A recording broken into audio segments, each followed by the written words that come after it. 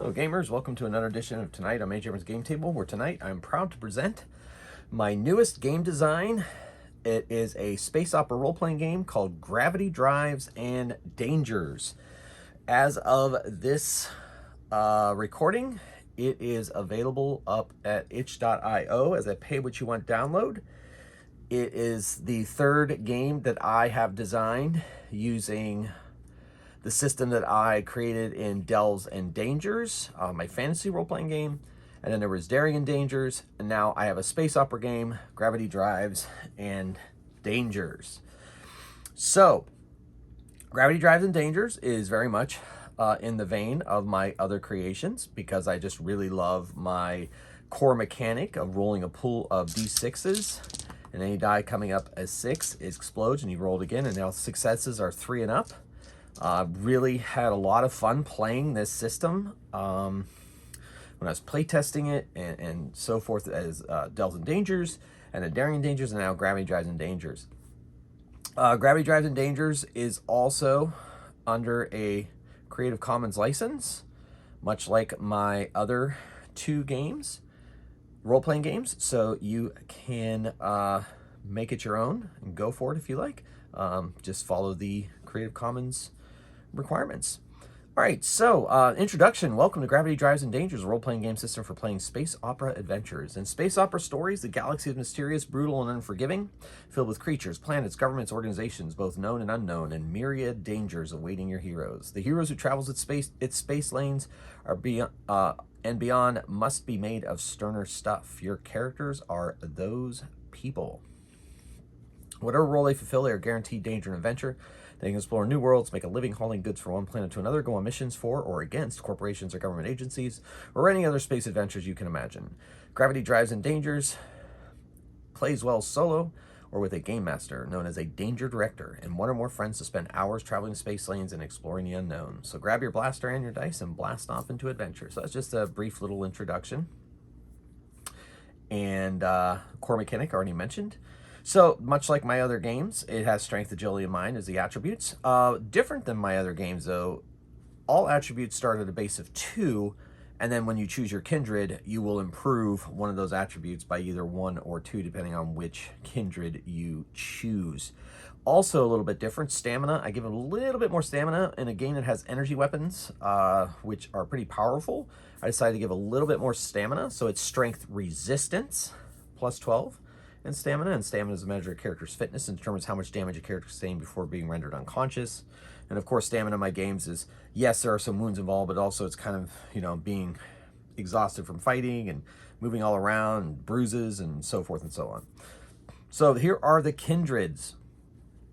Drandar, humanoids averaging 4 feet in height with thick beards. Drandar tend to be tough and gruff. They get a +1 strength, plus 1 die with melee weapons, and they are good at geology and mining and have dark vision and move 25 feet. Eld, humanoids averaging 5 feet in height, thin features, pointed ears.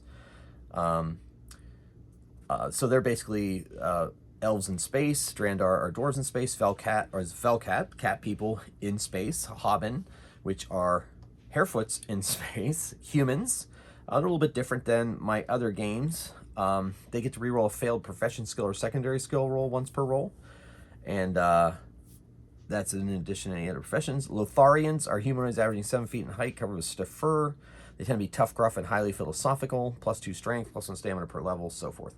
Next Gen, which are genetically modified humans who are 6 feet in height. All of them are exactly 6 feet, and they are paragons of human abilities, and each of their attributes begin at 3, and they have a 35-foot move. Slytherin are your space lizard people, and synthoids are your artificial humanoids, and they also, so they have quite a bit going on, as you can see by their kindred description, but yeah. Then professions, the adept, who is a master of their body and unarmed attacks, and they could also use other weapons in addition to unarmed attacks, and they pretty much hone their bodies and their minds to become the best that they can be, as well as fighting machines, I guess, if you can call a body a machine. Engineers, got to have an engineer. I think that's pretty well. One of my favorite things that came out here, the full Scotty ability. I think that's pretty fun. Explorers, investigators, medic, pilot, scholar, thoughtcaster, scoundrel, and warrior are my professions in the game. I've kept the proficiency bonus for this game. That lets me really design a few things here and there. Interestingly, in this game, your weapon proficiency is not necessarily based on your profession. Warriors, of course, proficient in all weapons, but everybody else, they can choose whatever 2 weapons that they want and that the danger director allows in their campaign. They get to choose 2 of those weapons. Resistances. Resistances are the attributes plus a profession proficiency bonus.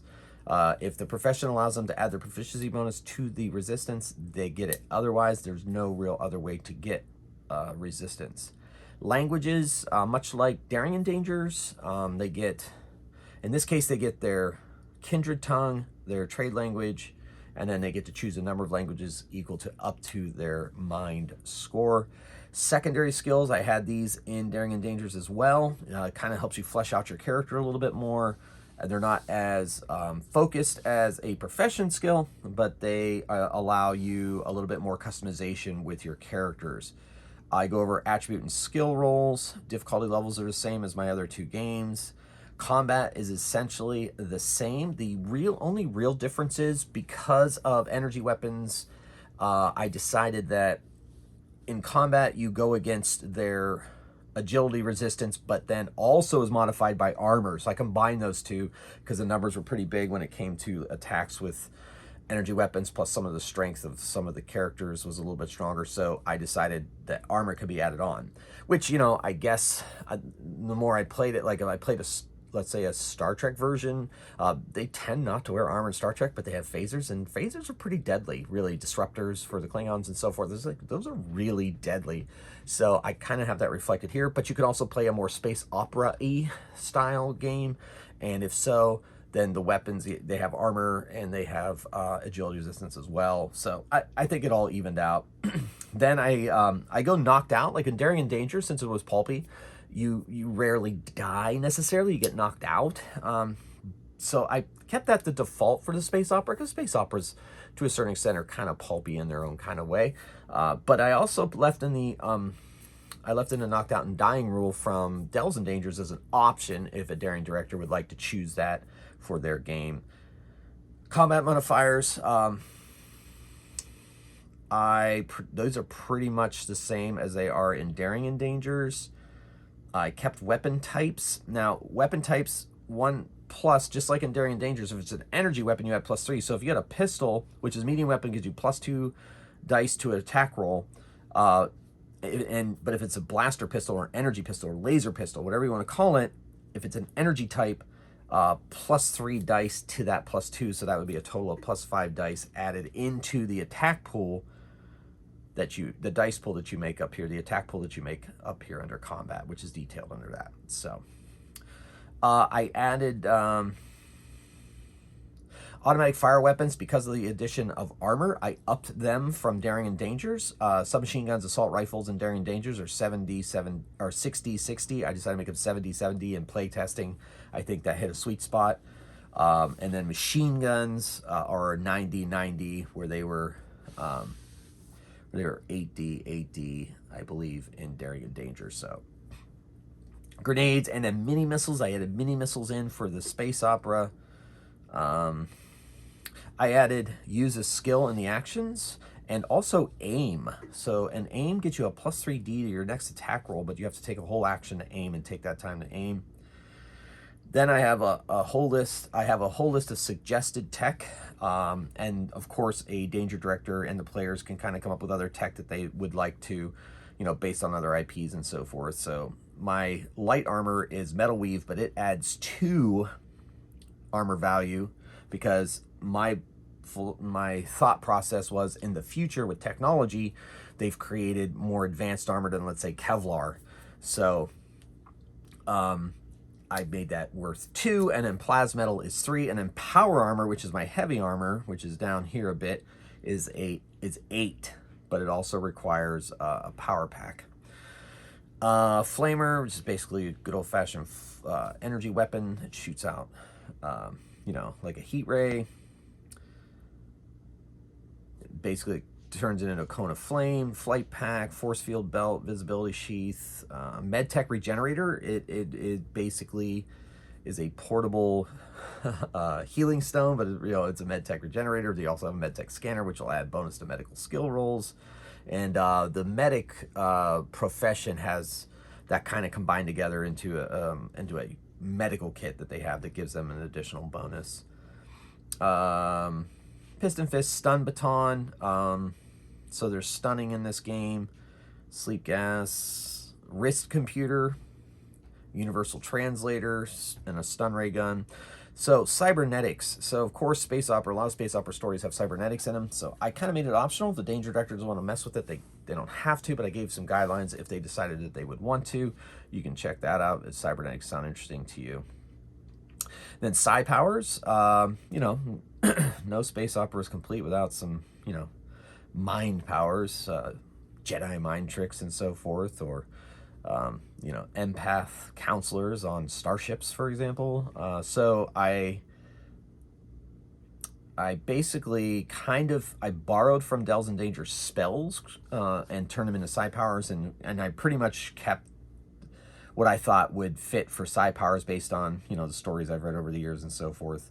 Charm would be the Jedi mind trick, for example. Flying around, paralyze. I thought a lot about Jean Grey from the X-Men with a lot of these as well, and then of course the Emperor from, let's say, Star Wars or something like that. Telepathy, of course. So I added those in. A Danger Director and a player can create whatever psi powers they want. They can use these as a guideline, but that's that. I also gave an option of untrained psionics. So if the character doesn't want to play a Thoughtcaster, but they want their character to have psi powers, then they're kind of nerfed down, but I have the system where I think works pretty well. I kept character advancement because I think characters should get better as they go. That pretty much is the same as Daring and Dangers. I have starship rules. I basically tried to keep it as minimalist as possible for this game. I'm not even calling this game Rules Light because there's quite a bit going on here, but I still think it's technically in play. It really does play like a Rules Light game.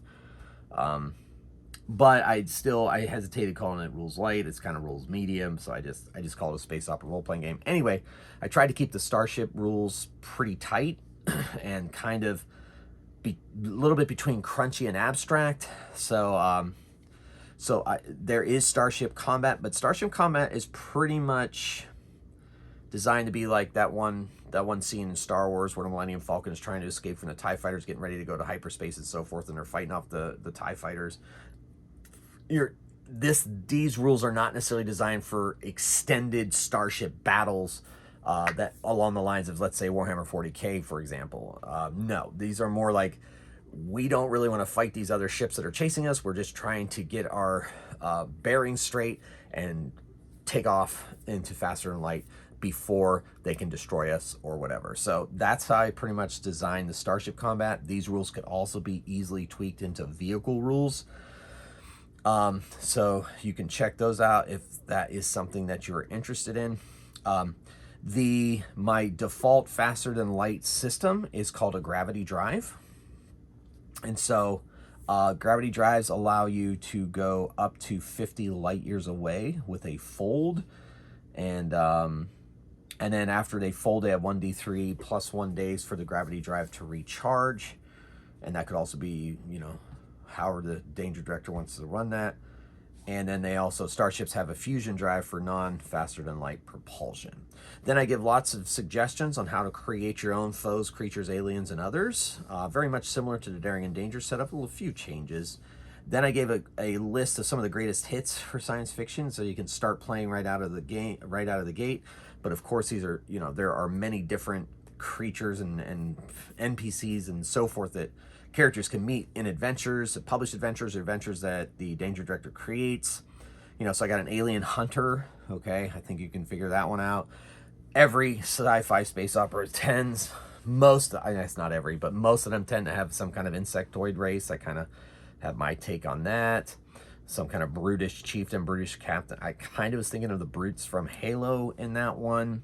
Then we got your typical humans or / not humans, and you can kind of, these are just, you know, the suggestions. A criminal boss, they could be of any, you can make them of a different kindred and add in certain bonuses beyond that, but pretty much default them. Cultists, of course, there's cultists in space opera. A Gillman, I had that in Daring Dangers, so I just thought I'd throw it in here. Morph aliens, morph injection aliens, and morph alien queen. I think you can figure that one out. They have acid blood, and they like to lay eggs inside other human people and burst out of their chests. Just throwing that out there. So I statted them up for the system. Military officer, pirate, space pirates. You gotta have space pirate. Planetary government agent, police or security, primitives, robots, and soldiers. Then I spiced up the character sheet because this particular system has quite a few modifiers, especially in the attack roll, attack pool setup, as well as I have profession skills, secondary skills. Sometimes there's kindred skills. So I have this kind of all broken down in the secondary skills. So I hopefully this makes it easier for people to get a character down, make a character, and it'll help speed things up at the table. Instead of having to create the dice pools every time, they're all laid out here on the character sheet that I put together, and there's a little key that helps you with this. I sent this off to Sharp Mountain Games John, and he kind of gave me some feedback on it. I thank him for that. That was wonderful. Thank you so much. And so with that in mind, that is the character sheet, and hopefully this will make it easy for you guys to play at the table. Because creating character in this system is very, very quick and very, very easy. And of course, just kind of putting together the dice pools tends to take some time at the table. I wouldn't say it's complicated, it just takes time. So I thought, kind of a crib sheet, get this all out, and put it on the actual character sheet itself for Devils in Danger. I came up with extra cards that the characters or the players could write their character stuff down on. But here I integrated it into the character sheet, and it worked really well when I was playtesting. So I thought, that will be that. So that is Gravity, Drives, and Dangers. I found this art from the there's this website, I can't remember the name of it, but it has a bunch of public domain art, and so I thought this one was great for my cover, so here it is.